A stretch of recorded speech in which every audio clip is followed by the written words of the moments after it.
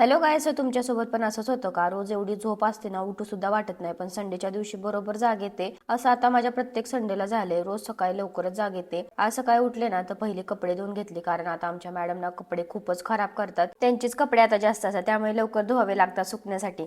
कपडे सुकत टाकली, पुढचा पॅसेज सगळा क्लीन करून घेतला. आता नारूला खूप काही गोष्टी कळू लागल्या, जसं की टीव्हीला ना रेन रेन गोव्याचं सॉन्ग लागलं होतं, तर त्यामध्ये ना छत्री घेऊन तो मुलगा फिरत होता. तर आमच्या मॅडमला सुद्धा छत्री घेऊन ते सॉन्ग बोलत होत्या. खूप काही ना ऍक्टिव्हिटी आता वाढलेत तिच्या. ती बिझी होती तोपर्यंत मग नाश्ता केलेली ना सगळी भांडी घासून घेतली. त्यानंतर मग दुपारच्या जेवणाची तयारी केली. आज जेवणात ना सिंपल भुर्जी आणि भाकरी बनवणार होते. मग कांदा, टोमॅटो, कोथिंबीर सगळं कट वगैरे करून घेतलं.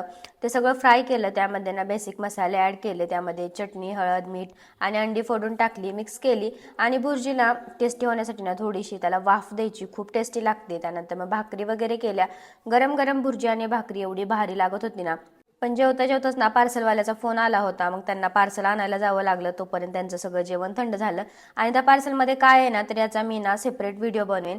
त्यानंतर मग संध्याकाळच्या टाइमला ना मस्त बाहेर बसून मेथीची भाजी साफ करत बसलेलो. आणि संडे असल्यामुळे ना आज बाजार होता, सो ह्यांना बाजार मी आणायला लावला होता. त्यांनी बाजार वगैरे आणला, मी सगळा भरून ठेवला. पण बाजारामध्ये जास्त ना कोथिंबीरच जास्त घेऊन ते आले होते. आता त्या कोथिंबीरीचं ना मला काहीतरी उद्या नवीन बनवावं लागेल. त्यानंतर जेवण बनवायची तयारी केली आणि आज जेवणामध्ये ना मस्त डाळ, भात, पापड आणि 2 टाईपच्या मेथीच्या भाजी केल्या होत्या. एक शेंगदाण्याची केली होती आणि एक कांदा मिरचीची केली होती.